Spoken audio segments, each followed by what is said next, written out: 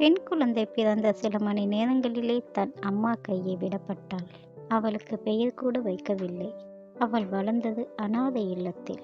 25 வருடம் கழித்து அந்த பெண் நீதிமன்றத்தில் நீதிபதியாக அமர்ந்திருக்கின்றாள். அவள் முன் நின்றது ஒரு பெண்.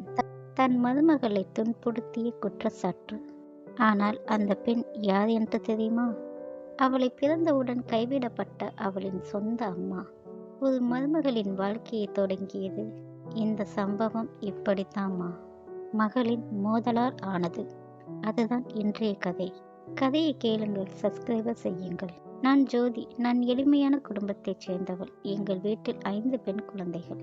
இதில் நான் தான் 3வது பெண் குழந்தை. எனக்கு கீழ் 2 தங்கைகள் படித்துக் கொண்டிருக்கின்றார்கள். எனக்கு மேல் 2 அக்காங்களுக்கு திருமணமாகி முடிந்துவிட்டது. எங்கள் வீட்டில் நான் வளர்ந்த காலம் சொர்க்கம்தான். 5 பெண் குழந்தைகள் என்பதால் எங்கள் வீட்டில் நாங்கள் அனைவரும் அன்பாகத்தான் இருப்போம். எவ்வளவு சண்டைகள் வந்தாலும் எங்களுக்குள் ஒற்றுமை மட்டும் குறைந்ததில்லை. எவ்வளவு வாங்கினாலும் தங்கை அக்கா என்றுதான் விட்டு கொடுப்போம். இன்னும் சொன்னாலும் 5 பேருமே ஒற்றுமையாகத்தான் இருப்போம். எங்கள் வாழ்க்கை எங்கள் வீட்டில் சந்தோஷமாக தான் இருந்தது. ஆனால் பெண் என்றால் எப்பொழுதுமே பிறந்த வீட்டில் இருக்க முடியாது. அது பெண்களுக்கு ஏற்பட்ட விதி. எங்கள் அம்மாவால் முடிந்த அளவிற்கு என்னை நகை போட்டு திருமணம் செய்து வைத்தார்கள். மிக பிரம்மாண்டமாக இல்லை. எங்களுக்கு அதிக வசதி இல்லை. வந்த மாப்பிள்ளையை விடக்கூடாது என்று நான் திருமணம் செய்து கொண்டேன். என் கணவரின் பெயர் விஜய். அவர் தனியார் கம்பெனியில் வேலை பார்த்து வருகின்றார். திருமணமான அன்றை என் கணவரின் வீட்டுக்கு நான் சென்றேன். என் மாமியாரும் என்னை அன்பாகத்தான் வரவேற்றார்கள். அன்று முதல் இரவு என் கணவர் நாங்கள் அதிக நேரம் பேசிக் கொண்டிருந்தோம். அவர் அன்று எனக்கு பேசிய அன்பான வார்த்தை இன்று வரை ஞாபகம் இருக்கின்றது. ஆனால் அந்த அன்பு காதல் எல்லாம் அந்த அறைக்குள் மட்டும்தான். அது போக போக தான் எனக்கு தெரிந்தது. அன்று முதல் இந்த வீடு எனக்கு சொந்தமானது. என் கணவர் மாமியார் தான் எனக்கு உலகம். அன்றிலிருந்து வீட்டில் உள்ள அனைத்து பொறுப்புகளையும் நான் தான் கவனித்தேன். மாமியாருக்கு மருந்து கொடுப்பது, சமைப்பது, மாமியாரை மருத்துவமனைக்கு அழைத்து செல்வது, அனைத்து முழு பொறுப்பையும் நான் தான் எடுத்துக்கொண்டேன். நான் எவ்வளவு செய்தாலும் என் மாமியாருக்கு மன நிம்மதி கிடைக்கவில்லை. எப்பொழுதும் என்னிடம் சண்டைதான். அது போக போக சண்டை அதிகமானது. தேவையில்லாமல் வார்த்தைகள், தேவையில்லாமல் சண்டைகள். எனக்கும் ஒன்றுமே புரியவில்லை.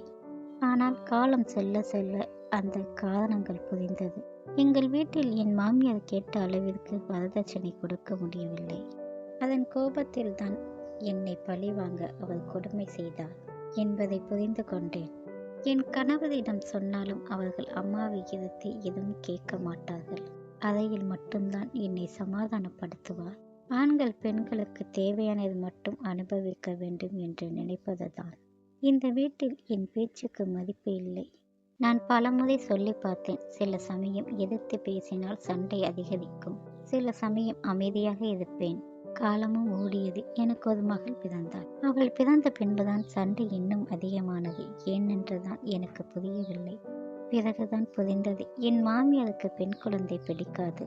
என் குழந்தை பிறந்த பிறகு என் தாய் வீட்டிலிருந்து எதுவும் செய்யவில்லை என்று சண்டைகளில் அதிகப்படுத்தினார்கள். ஆனால் என்னால் அடிக்கடி ஆரம்பித்தார்கள். நானும் எவ்வளவோ போராடி பார்த்தேன். ஆனால் என்னால் சமாளிக்க முடியவில்லை. இந்த வாழ்க்கையை விட்டு என் குடும்பத்தோடு போக நினைத்தேன். ஆனால் எனக்கென்று எந்த ஆதரவும் இல்லை. அதனால் நான் வேலை செய்ய வேண்டும் என்று முடிவெடுத்தேன். எனக்கும் என் மகளுக்கும் காசு தேவை. என் கணவர் என் மகளுக்கென்று எதுவும் செய்யவில்லை. அவர்களுக்கு பெண் குழந்தை பிடிக்காததனால் நான் இன்னும் அதிகமாக கஷ்டப்பட ஆரம்பித்தேன். நான் வேலைக்கு செல்ல வேண்டும் என்று முடிவெடுத்தேன். ஆனால் என் மாமியாரும் கணவரும் தடுத்தார்கள். என் வாழ்க்கை 2 நிலையில் மாறியது. இதற்கு முடிவு வேண்டும் என்று நான் தீர்மானித்தேன். நிரந்தரமாக வெளியேற வேண்டும் என்றால் சாட்சிகள் தேவை. ஆனால் என் மாமியார் என்னை திட்டும் சண்டைகளை மொபைலில் பதிவு செய்தேன். என்னை அடிக்கும் வீடியோவை நான் பதிவு செய்தேன். அனைத்தையும் கொண்டு போய் காவல் நிலையத்துக்கு புகார் அளித்தேன். அவர்கள் வழக்கை பதிவு செய்தார்கள். ஆனால் என் மாமியாரின் வயதை பார்த்து பலர் அவர்களை நம்பவில்லை. வழக்கு நீதிமன்றத்துக்கு சென்றது. அன்று நாங்கள் அனைவரும் காத்திருந்தோம். எனக்கு தனியாக வழக்கறிஞரை ஏற்பாடு செய்தேன். என் சாட்சி அனைத்தையுமே சமர்ப்பித்தேன். என் மாமியார் வயதை காட்டி அவர் நடிக்கின்றார் என்பதுதான் எனக்கு பயம். நானும் பயந்து கொண்டிருந்தேன். அப்பொழுது பெரிய சத்தத்துடன் முழுவதும் நீதிபதி பின் உள்ளே நுழைந்தார்கள். அவர் பெயர் தேன்மொழி. எங்களை விசாரிக்க அழைத்தார்கள். நான் எனக்கு என்ன நடந்தது என்று அனைத்தையுமே சொன்னேன். அமைதியாக கேட்டுக்கொண்டிருந்தார்கள். என் மாமியாரை விசாரித்தார்கள். அவர்கள் நடிப்பை தொடங்கினார்கள். அது எனக்கு நன்றாக புரிந்தது. சற்று பயந்தேன், இங்கு எனக்கு நீதி கிடைக்காமல் போய்விடுமோ என்று. ஆனால் நீதிபதி மட்டும் எனக்கு துணையாக நின்றார்கள். இங்குள்ள அனைவருமே சாட்சிகளுக்கு உண்மை. விசாரித்த பின் நீதி வழங்கினார்கள். உங்களுக்கு 6 மாத கடுங்கால தண்டனை என்று தீர்ப்பு வழங்கினார்கள். அனைவருமே அதிர்ச்சியாக தான் இருந்தோம். இவர்களுக்கு பெண் குழந்தை என்றால் பிடிக்காது, நான் நன்றாகவே அறிந்திருக்கிறேன் என்றார்கள். நாங்கள் அனைவருமே அதிர்ச்சி அடைந்தோம். இங்கு நிற்கின்ற இந்த அம்மாவின் மகள்தான் நான். பிறந்த போதே இவர்களுக்கு பெண் குழந்தை பிடிக்கவில்லை. அதனால் என்னை அனாதை விடுதியில் விட்டார்கள். அங்கு படித்து வளர்ந்தேன். பிறகு அங்கிருந்தவர்களிடம் உண்மையை கேட்டு தெரிந்து கொண்டேன். என் அம்மாவிடம் எடுத்த புகைப்படத்தை பார்த்து நான் அவர்களை தேடினேன். அவர்களுக்கு பின் ஒரு மகன் பிறந்தான். அவர்களுடன் சந்தோஷமாக வாழ்ந்து கொண்டிருந்தார்கள். அதற்கு மேல் அவர்களிடம் நான் எதுவும் பேசவில்லை. இப்படிப்பட்ட அம்மாவிடம் இருப்பதை விட தனியாக வாழ்வதே நல்லது என்று நினைத்தேன். இன்றுதான் நீதிபதியாக என் அம்மாவிற்கு நான் தீர்ப்பு வழங்கினேன். அவர்களின் குணம் எனக்கு தெரிந்த நாள்தான் இந்த தீர்ப்பு என்று சொல்லி எழுந்து சென்றார்கள். என் மாமியாரும் கணவரும் அதிர்ச்சியில் இருந்தார்கள். 6 மாத தண்டனை வழங்கப்பட்டது. எனக்கு கிடைக்க வேண்டிய தொகை வழங்கப்பட்டது. பின்பு என் நாத்தனார் என்னை சந்தித்து மன்னிப்பு கேட்டார்கள். உங்கள் வாழ்க்கை இப்படி ஆனதற்கு நான் உதவுகின்றேன் என்று சொல்லி எனக்கு ஒரு சிறிய தொழில் தொடங்கி தந்தார்கள். இன்று அந்த தொழிலில் நானும் என் மகளும் சந்தோஷமாக நடத்தி வருகின்றோம்.